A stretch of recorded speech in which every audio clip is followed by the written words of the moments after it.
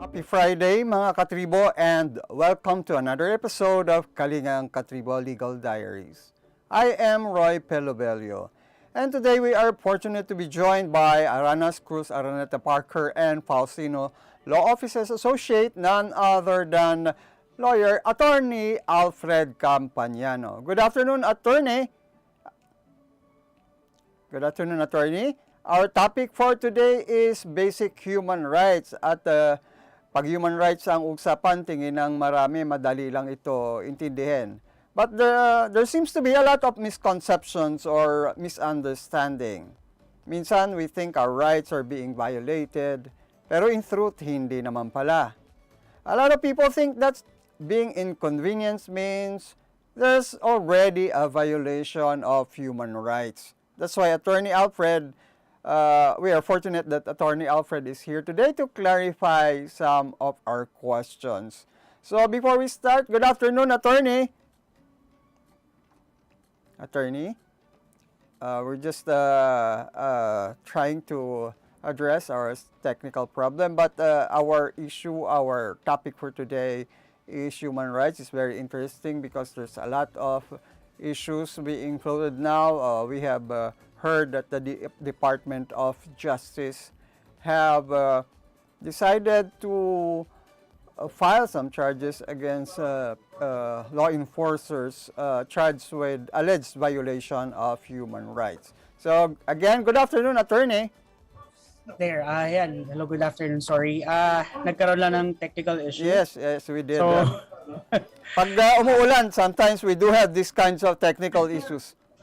so where were we? I was telling our katribo that our topic for today is human rights kasi ang daming mga isyung lumulutang in connection with human rights. Pero before we start, bumati ka muna sa ating mga katribo. O nga pala, good afternoon. Ayan. Ngayon, siguro, for starters, ano ba yung, mas maganda, we clarify what is human rights. Ano ba yung definition ng human rights? Under the, as stated in the,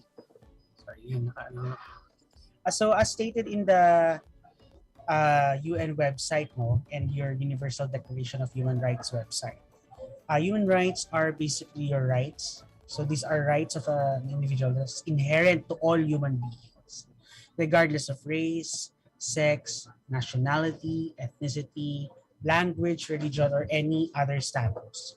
So this is a right that is, this is a right that is given to human beings because they are humans, nothing more, nothing less, and it's free from discrimination, or it is free from any sort of bigotry or prejudices. Ayan. So, with that kind of definition, can you tell us other attributes or characteristics of what we call human rights?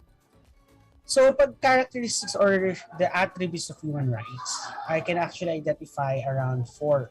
First is it's universal. Mm-hmm. Second is inalienable. It's indivisible, that's 3rd. Equality and non-discrimination, that's 4.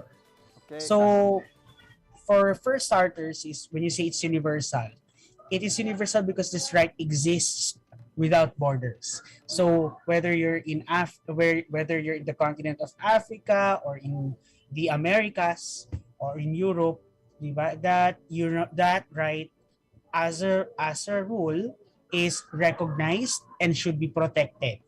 So it's basically it's a rights without borders, no? Yan. That kind of right is recognized by law, unlike other rights katulad ng ating mga statutes that are confined ang applicability to our national borders. Correct. So that's the first attribute, no, the universality of human rights. The second attribute is inalienable. The idea here is these rights cannot be taken away. So yan yung idea dyan of inalienability of human rights.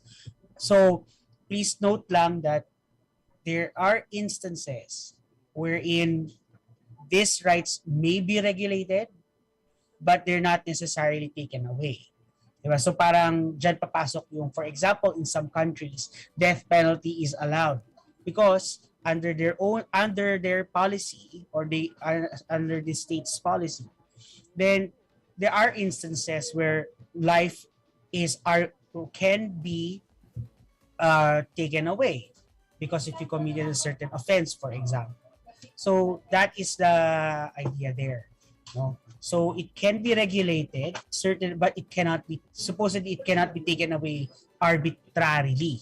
So that's the second element or attribute of human rights. The third attribute is indivisibility or interdependent. Actually, some textbooks would separate this interdependence and interrelated, interdependence and interrelated. I don't know though, however, kung ano yung pagkakaiba niya in that sense. But the idea of this fourth attribute is they are enjoyed as a cluster. So hindi siya basta-basta. So hindi siya ma-enjoy ng isang tao if one aspect of human right is let's say it's not also enjoyed.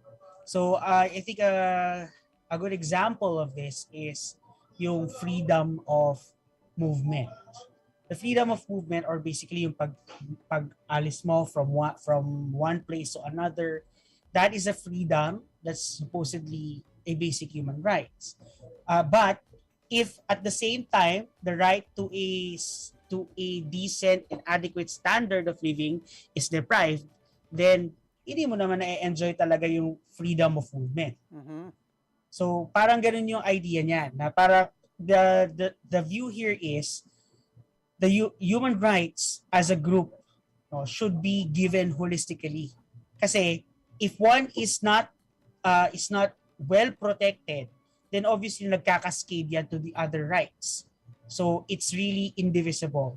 But at the same time, they are interdependent because in that respect, certain human rights are an offshoot, no, of another human right. So a good example again is stemming from the freedom of peaceful assembly. So this is supposedly a basic human right under the Civil and Political Rights International Covenant. So in that sense, that freedom of assembly cannot be enjoyed, no, if the basic right of the freedom of expression and opinion, for example, is also not protected. Because normally, di ba, you collect yourself, you group yourselves together if you have a shared belief system or if you have a shared opinion on a certain issues. So, yan yung sinasabi natin na interdependent sila to each other. So the idea here is they're indivisible and interdependent because you cannot completely enjoy the benefits of one specific human right if other basic human rights are not well protected or are not being enjoyed by the citizen. And lastly is equality and non-discrimination.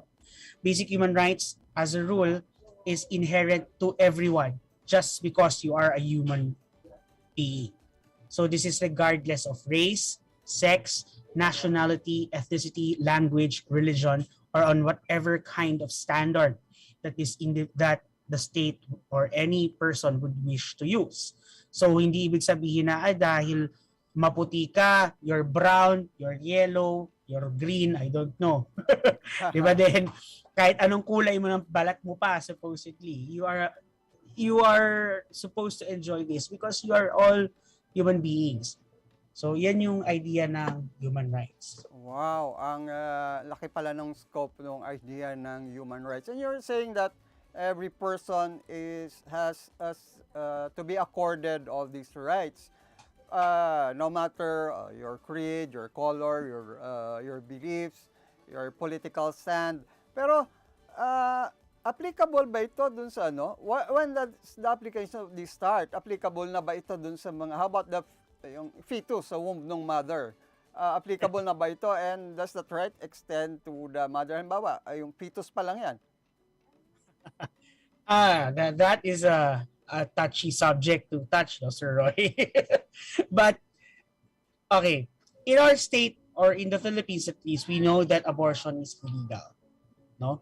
Because for us, I think the concept of life begins at conception. I think this is rooted in our, I think, strong religious foundation. Religious kasi I suppose shared naman ang position dyan whether you're Islam or Christian. So, strongly rooted siya sa uh, religious foundation ng ating bansa. But under the Universal Declaration of Human Rights and other international covenants for promoting or protecting human rights in general, then the human rights aspect begins at birth. Oho. So the answer is simply no. No, it's not. It Human rights in itself does not begin at conception or yung parang fetus pa. That it's human rights is because you are. The idea here in international standard is you are human when you are born. When there is a complete severance already of the baby from the mother. So during the time, during that period rather, na the fetus still inside the womb, the mother, internationally at least, is seen as an individual. So sa kanya naka-extend ang human rights. Na as to whether he wants, so doon papasok yung offshoot dyan na would this mother, for example, would the woman, for example, who is pregnant, would she go to carrying this child to term or will she terminate it? This is also an aspect of human rights na kung saan her body autonomy and her decision as a woman is also protected. So I kind of understand why in that sense, human rights is couched in that way because again, this should also accommodate yung other states that may have a different position on when life or when life begins and consequently when a fetus is considered as a human being.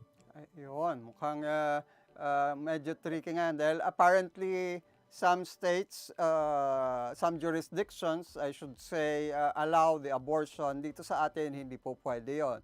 So apparently, mayroong variance yung pagkaintindi doon sa application ng right na yan. Pero there should be an equal understanding kung ano yung internationally agreed scope ng protection ng human rights. So maybe the next question is, where do this come from? What are the sources of international human rights law? The sources of international human rights law. Let's see. So when you talk about international human rights law, basically it speaks of the provision obligations laid down for governments to what are the ways that they should conduct themselves. Now, we're talking about government, not the we're talking about the government here. And later on, I'll discuss why I'm giving emphasis to this. So international human rights law lays down the obligation of government on how to act in certain ways or how to refrain from doing certain acts in order to promote and protect human rights and the fundamental freedoms of individuals or group.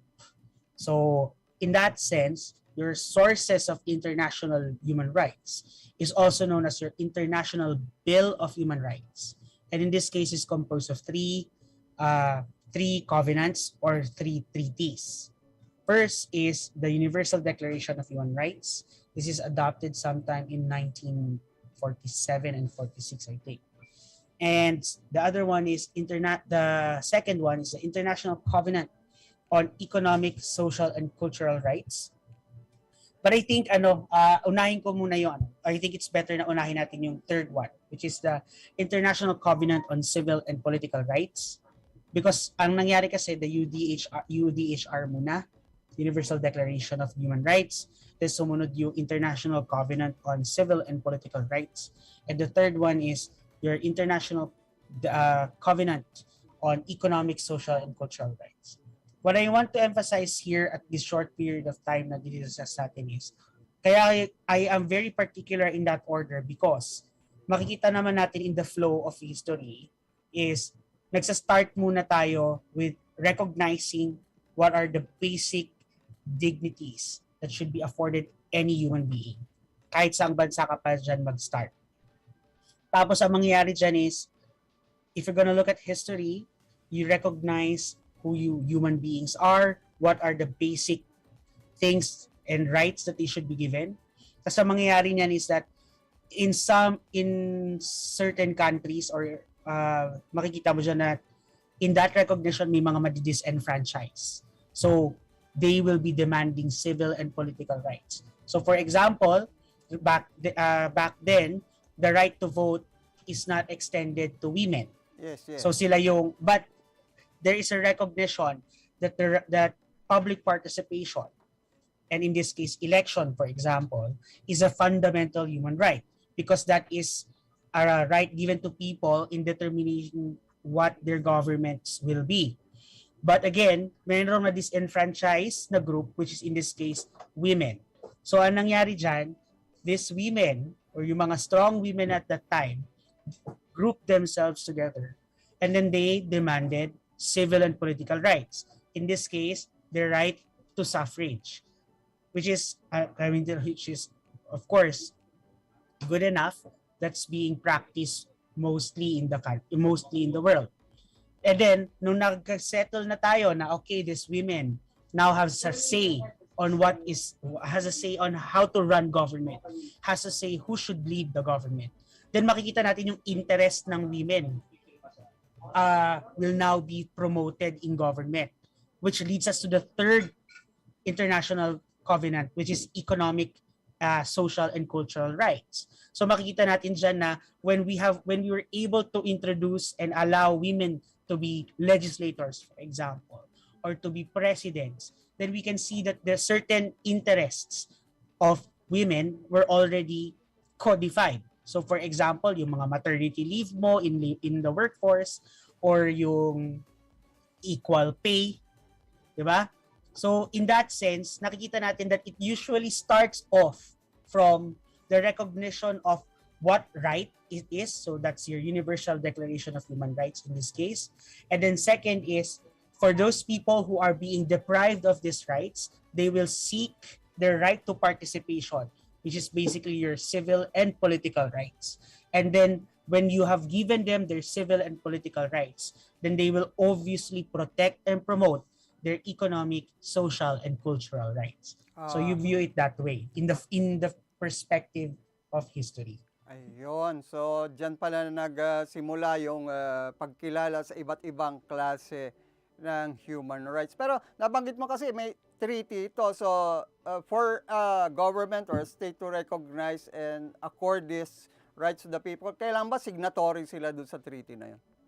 Actually, the general rule here is you should be a signatory to a treaty, di ba? Because remember, states are like individuals, and treaties at a certain at one angle is viewed like a contract at an international level.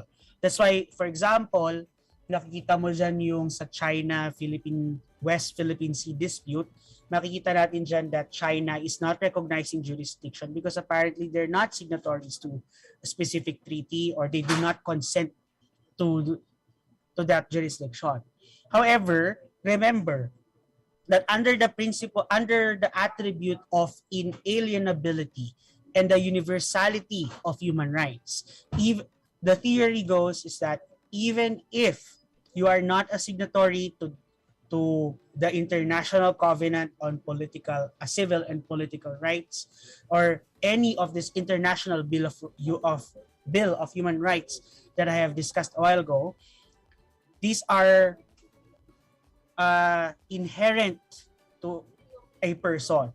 So the state need not sign treaties in order to be obligated to protect these human rights and promote them in their respective countries. Ayun, malinaw. Ayun mga katribo, so I think we're getting a clearer picture of the nature and scope and attributes of human rights. At marami pa tayong malalaman when Legal Diaries return. We'll be back. Magandang araw mga katribu! Narito na ang mga makakasama nyo tuwing umaga sa programang Gising Na. Roy Pelovello, Atty. Lia Badillo Crisostomo, Vernon Velasco, Kim Sancha at Chert Balagtas. Abangan ang programang Gising Na sa Facebook page ng Daily Tribune. Ilabas na ang mainit na kape at samahan kami sa inyong pag-almusal, mga katribo. Simulan natin ang bawat umaga with good vibes sa mga informative and recreational segments ng aming programa. Maaari niyo rin ibahagi sa amin ang inyong opinion via Daily Tribune Facebook page at Tribune Now sa YouTube. Makichika na rin sa latest showbiz happenings, mga katribo. Kaya naman, magsama-sama po tayo sa Gising Na!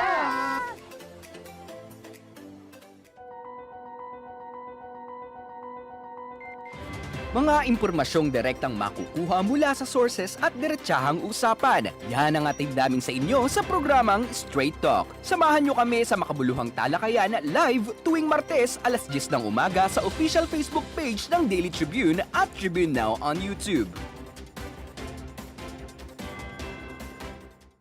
Alamin ang latest entertainment at sa mga paborito nyong celebrities kasama si Pocholo Concepcion sa programang WhatsApp.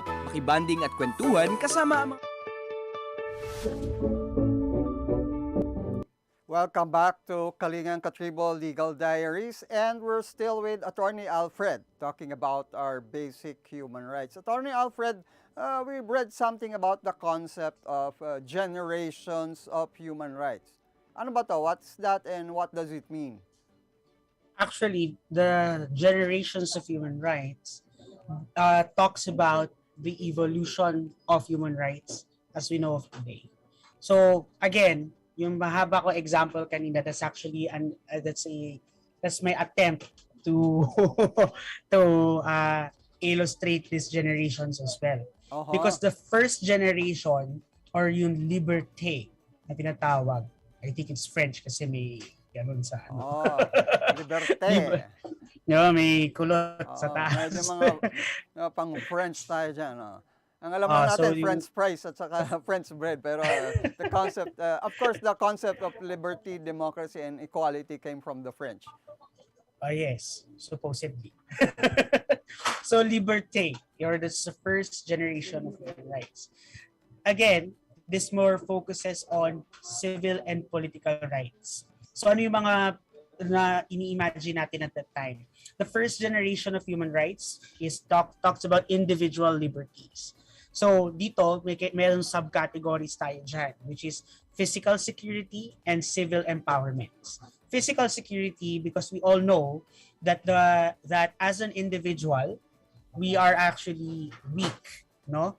In terms of, say, with respect to the government itself. For example, without any rule of law, without any law prohibiting it, if the government wants to shoot me now through my window in the office, they can do so. Diba? Because they have the machineries and resources to do that. If I am walking through Salcedo and they want to take me somewhere, they can do that.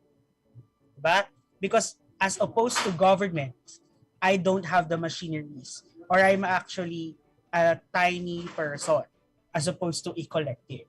So the first subcategory of liberté is your physical security. So so that protection is you're supposed to enjoy your movement. Naglalakad ka dyan in the streets, you should not be fearing that government will take you away. If you are convicted of a crime, then penalties should be handed out with tawag ito, yung calibrated dapat ang punishment mo. Meaning commensurate to the offense. Commensurate, that's the proper term. It should be commensurate to the offense. So dito yung mga freedom from torture. Hindi ibig sabihin na nagnakaw lang ako ng iPhone, for example, wino-waterboard na ako. Ganyan. Di ba? Ito ba yung kasama doon sa ating constitution na freedom against, prohibition against excessive and inhuman punishment? Inhumane punishment. That's correct. So, yun yung tawag, that's an example of the first subcategory of liberté, which is your physical security.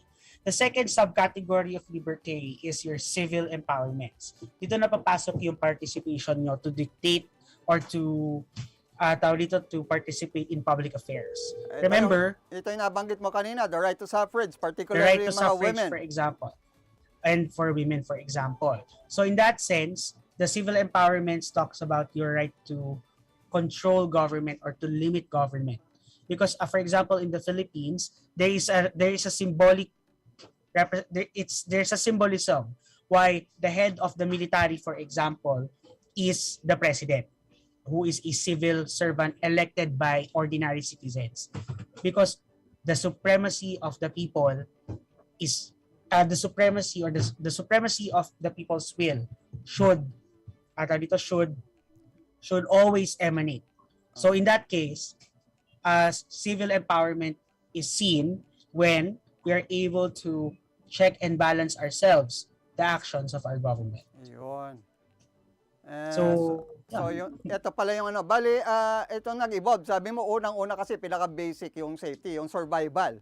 The matter of survival of the individual and protection from harm. And then, unti-unti, nag-evolve dun sa iba-ibang right, kaugnay sa kanilang ika nga boses sa mga desisyon ng gobyerno. And then, nabanggit mo rin later on yung mga economic and social rights ng mga tao.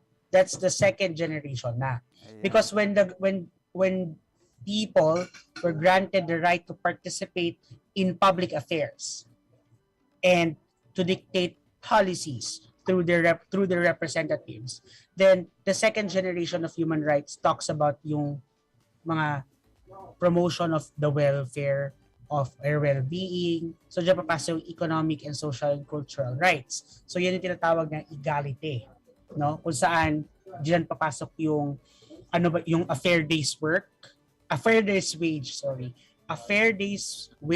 a fair day's work. Yes. Diba? So bakit ka so diyan pumasok, for example, in the Philippines, the importance of minimum wage. So the importance of humane conditions of work. So all rights and protections involving or relative to work and production, dyan papasok yan. Ayun. Sa second generation of human rights. So, nabanggit mo na yung ibang examples. Can you give us other examples ng mga violations ng human rights? Nabanggit mo na kanina, pwede kang patayin bigla, pwede kang ikulong. Ito naman, hindi bayaran ng appropriate wages. Ano pang mga examples ng violation ng human rights?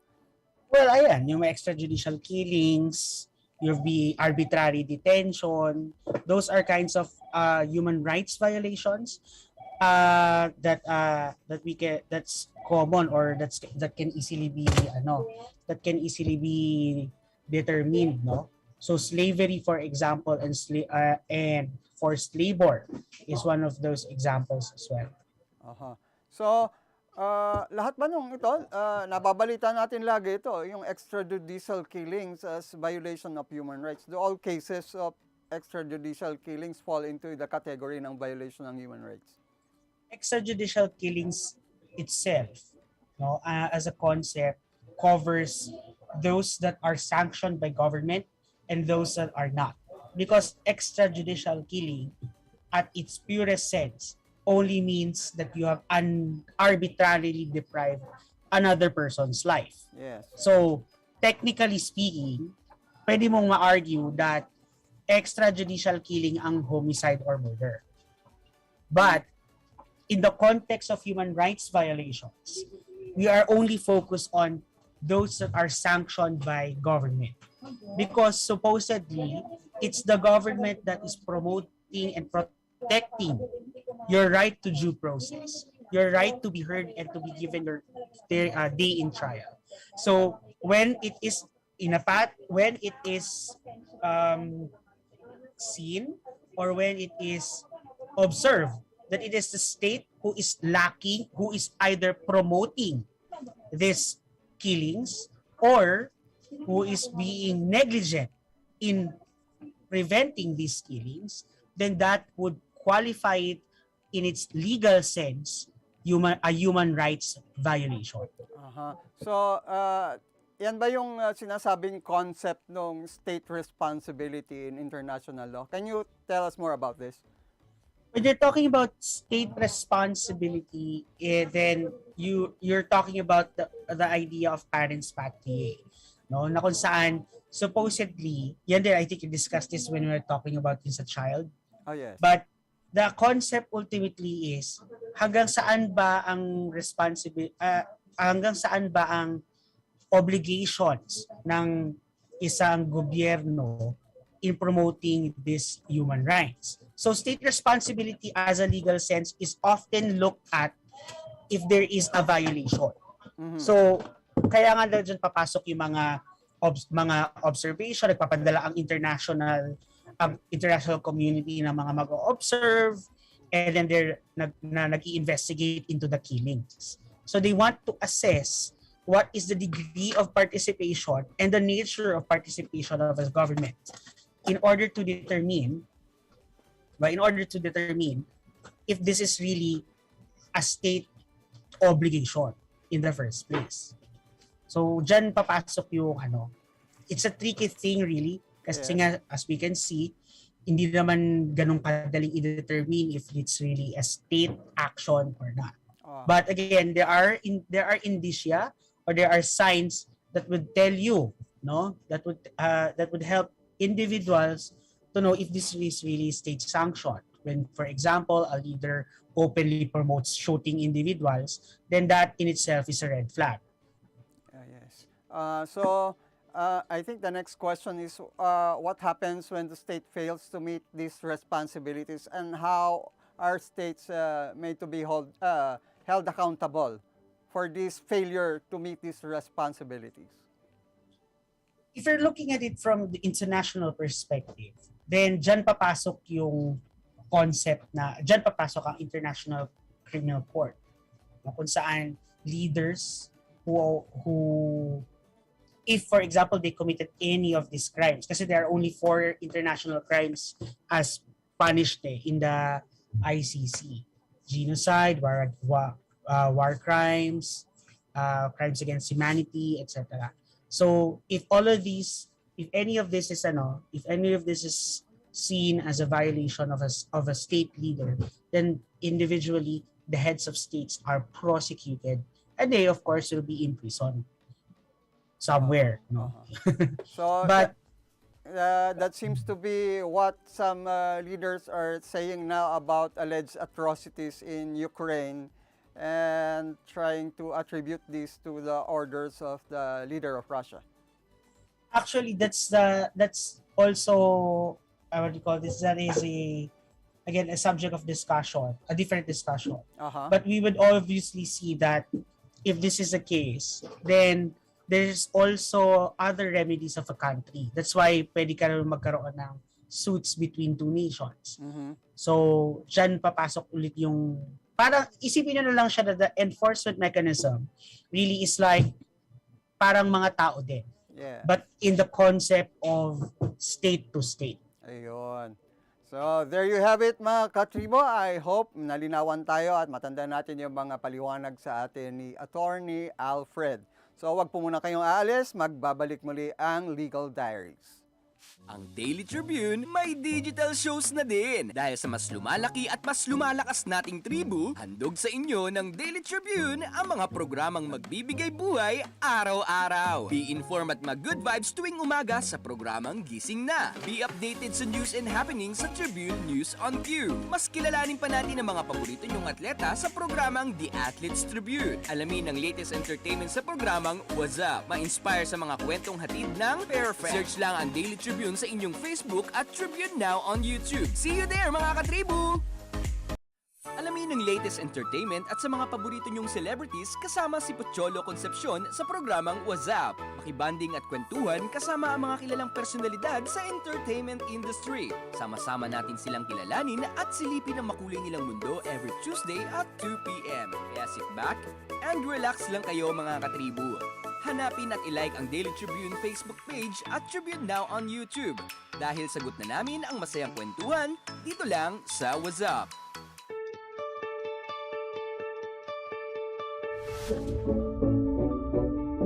Muling nagbabalik ang Kalingang KaTribu Legal Diaries. We're still with Attorney Alfred here, and for this segment, we have a trivia to provide you. What you call tribunal. In the Philippines, the Commission on Human Rights primarily handles the investigation of human rights violations. However, it has no power to resolve issues as stated in the Supreme Court decision issued in 1991. Any comment about this, attorney? The Commission on Human Rights does not have any quasi-judicial powers. So, because when it comes to what do you call this? When it comes to actual controversies, then you have the judiciary to do so. If you think that there are possible, if there are possible atrocities being forwarded by your state, then you have your remedies to go to the Supreme Court or to file the necessary actions in our local machineries. But the principle of complementarity will always apply. That even if the state fails to, remember in the Philippines, if you sue the state, they have to consent to it. But in the concept of human rights, if there is already extreme violations, then complementarity applies. And then in that sense, even if the state refuses to participate in the proceedings internationally, they can still be tried and held accountable for any human rights violations. Again, thank you very much for joining us today and providing us these explanations and your discussions about this very important topic. Thank you, Attorney Alfred. Thank you as well for having me. Ayan. And thank you mga katribo for joining another informative episode of Kalingang KaTribu Legal Diaries. You can watch us live on Daily Tribune's official Facebook page every Fridays at 3:30 in the afternoon and on Tribune Now on YouTube. Muli, ako po si Roy Pelovello. Magandang hapon and happy weekend.